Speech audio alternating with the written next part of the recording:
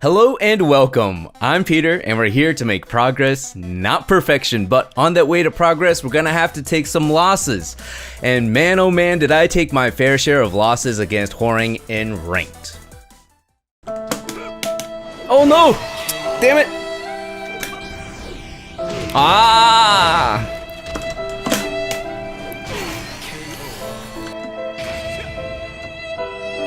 Oh my god! I don't know why, for what reason, I thought it was a high. I should have just blocked. What am I doing? Why are we still here? Just to suffer every night. So yeah, as you guys can tell, my knowledge of this character is very sparse, and matchup experience is even less so. And that's what really kind of drove me to make this video and go on this journey. And I hope you guys who are watching go on this journey with me as I lab against this character and make this video series on how to deal with Hwoarang. Because truly, this is in part a teaching and knowledge video, as well as it is a documentary for myself to look back on and reflect upon, well, my losses and the learning experience. So without further ado, guys, let's get to the video. Alright, before we continue, here are the moves that I have laid out. Sorry for the interruption, guys. Future Peter here making an appearance, and I'm going to be making a couple of these appearances throughout the video, so I hope you stay with me. Anyhow, so these attacks that I've laid out are not necessarily all the things that you're facing in ranked or in a game. For instance, you're probably facing a lot of left flamingo, right flamingo, back turn, right foot forward stance. Yes, there's a lot of stances involved with the character, but I think it's really important to learn how to deal with the bullshit that happens that's not in stance before you get all up into the stances stuff. So these are the attacks that don't have to involve stance, because once you get stances involved, it becomes another ball game. And if you're wondering, when are we gonna get to the stance? Don't worry. We'll get to the stances and we'll get to the other attacks that you're having trouble dealing with later in another video. So learn to deal with these attacks that I've categorized, and it'll make your life a lot easier. Back to the video. So Plasma Blaze -19. Those of you who didn't know, this move is hella punishable. Hella punishable. You see his leg go up? Anytime it's in the air, you can basically get a punish on it. Even at tip range, you can jet upper it. Future Peter back at it again. So to give you a little bit of context about this attack, typically speaking, when Hwoarangs want to use back 3, it's when you've whiffed something and they're looking to whiff punish you. A competent Hwoarang player isn't going to just be YOLOing out back 3 after back 3. Unless, of course, you're in the lower ranks, in which case that will be the case. Nonetheless, typically speaking, as I said, it's when you whiff something and then they're going to throw this attack out. That's when you can expect it the most often. Going back to what I said before, this attack doesn't have too much pushback. However, some characters have really bad 15 frame punishers. In the case of Fang, his hop kick doesn't have the best range. However, normally speaking, out in the open, you're most likely going to be able to hop kick punish this. But at max range, hop kick isn't going to hit. So you'll have to find something that does. And because I do feel bad for you Fang players, I'll give you a couple of tips on this. So you can use 4-4 in this situation, that'll punish, or you can use kind of an unconventional down forward 3. This will also punish. For Kazumi, who has notoriously a bad hop knee, this is obviously not going to work. But this is one of the few times that you can possibly use Tiger Uppercut. And if you feel that this is probably a little bit too risky, well, you can always use 4-3-2. For you Steve players, well, you have back 2. This attack is fantastic and it covers more range than you would think. Now, I don't have time to cover every single character and what their punishment tool would be, but just set Hwoarang to do back 3 and test out to see for yourself which of your attacks will hit even at tip range. The next move, I'm going to explain Hwoarang's 4-string real quick. Hwoarang's 4-string, if he just presses 4, this is all highs. This is all highs, right? So this is obviously really terrible because you could just duck. Right? You could just duck everything. But the problem is that there's a mid in here. He can do 4-3, 4-4-3. I don't really think it's that much in your favor to duck. How punishable are the mid extensions? The mid is minus 15. But here is a problem. Here is the problem. This is minus 15, right? And it forces crouch, so I'm crouching. But while standing 1 will not hit. It will not hit. Do you have to full crouch down 4-2-1? In season 1 and 2, this was your punish. In season 2, this was your punish. But now you have to do this. So if you're playing another character, you're gonna have to find that punish, whatever it is. This move kind of gets abused from time to time. Down 4-3-4. Because it's a double hitting power crush. So this is 14. Yeah. This is 14. But what's tricky about this move is how patient are you going to be patient after every single one of these? Are you going to be patient after every single one of these? Because this is what can happen. Right?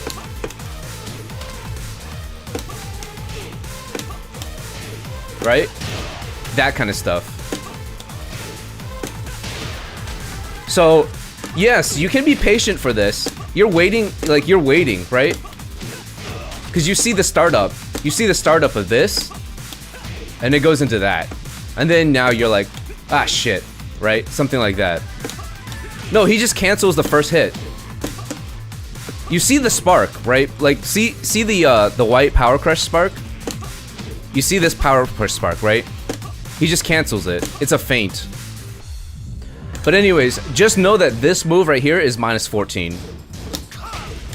I also believe that the first one might also be minus 14. Yeah, if he only just does the first one, it is also minus 14. So this is kind of a read on if they're going to do 1 or if they're going to do 2. Home surgery. Home surgery. This thing right here. Okay, so this move really shouldn't really be a thing. Because you just low parry. Yeah. Where it gets tricky? So where this move gets tricky is if you get nailed by the first 2 jabs, you cannot low parry. Get nailed by the first 2, you have to block the low.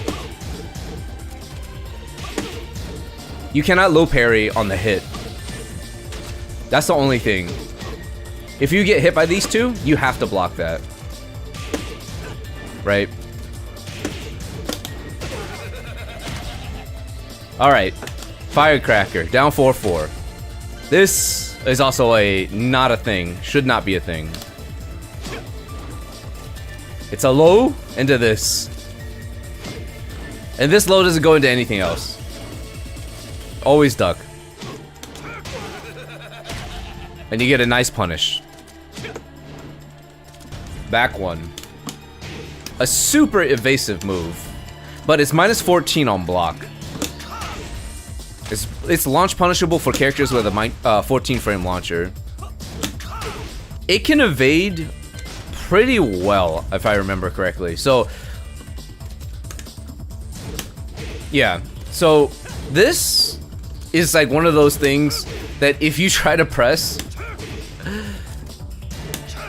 you're gonna get hit by back 1. There's 2 ways that you can kind of play around back 1. So back 1, the range is not very good. He doesn't really move forward too much with this attack. Look at how I'm just walking back. I'm not even Korean backdashing, right? I'm just walking back. And a lot of times it's just whiffing. Imagine like if you just backdashed. You can just backdash it out of range a lot of times.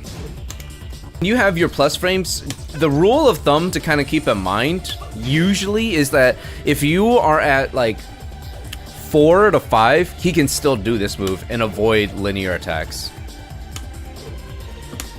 This is minus 14 on block.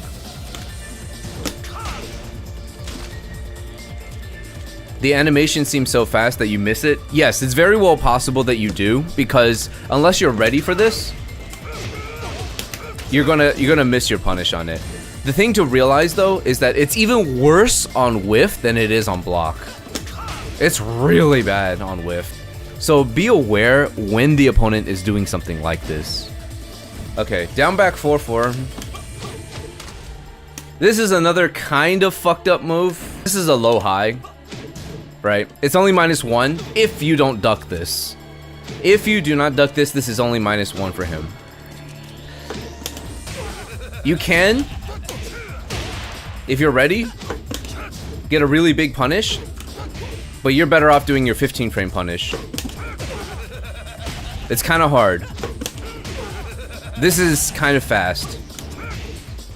So go with your 15 frame punish on this situation. Eventually, I will have to cover this, which is he doesn't have to finish the second hit. He doesn't have to do the second hit. If he sees that you're ducking the second hit a lot, he can just go into stance after that back 4, right? But for now, just know that there is a high after that, after the low. Okay, so recognizing that when there isn't a blue spark, there's a difference in the audio cues that you can hear. Like, Hwoarang's like, wah! Or, wah! So, just, when you hear the wah, they sound different.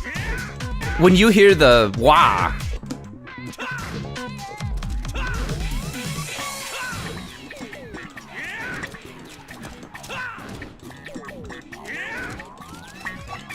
does that answer your question, Sensei?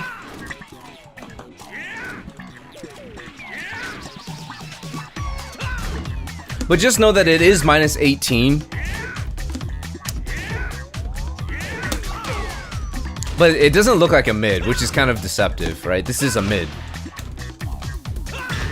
This is not a high. This is one of those moves that I think is kind of deceptive. Because it's a mid. Up forward 4-4-4. It's a high mid low. It's a high mid low, as you can see. High mid low. High mid low. High mid low. This move is not a really good move to usually throw out. But what it does is it's kind of fucked up. First of all, it's a high mid low. There are very few strings that use the same foot and that has an animation like this. So this is a very common round ender in the lower levels if you don't block it. And it's kind of fucked up because it puts Hwoarang at +7 and in right foot forward. Also why I say this is fucked up, if you block this, he's +1. Which is like, what? You cannot low parry this. The best you can do is low block. If you block the mids, you can't low parry. Yes, correct. Sensei Blaze is correct. So you have to block this. Your two choices, all right, chat. Do I want to be at -7? Or do I want to be at -1? Do you want him to be at +7? Or do you want him to be at +1?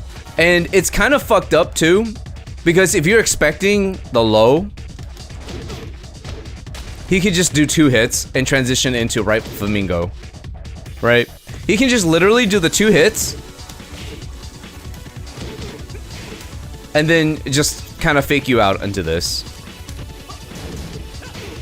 So this kind of stuff can happen, right? You're like, where's the low? Oh. So you gotta quickly twitch duck the low and then stand back up.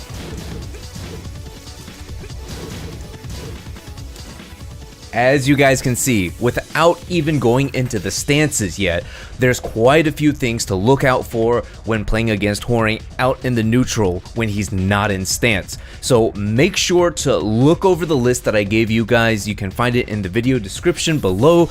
Make sure to be able to either block punish these things or be able to low parry / blow block them. I'll see you guys next time on the next video where we're going to start diving into the stances. And I'm going to say this one more time. Before you get into the stances, make sure to have these attacks down so that you can block punish them, low parry them, or low block them. It's going to be important, guys. See you guys next time. Thanks for watching, guys, and joining me on this video. Also, thank you so much, patrons, for your ever so gracious support. Without you, this would have not have been possible. And if you're new here and you like what you see, consider subscribing and hitting that bell notification icon. Below in the descriptions, as always, I also have my links to my Discord, Twitter, Twitch, and Patreon page. See ya next time.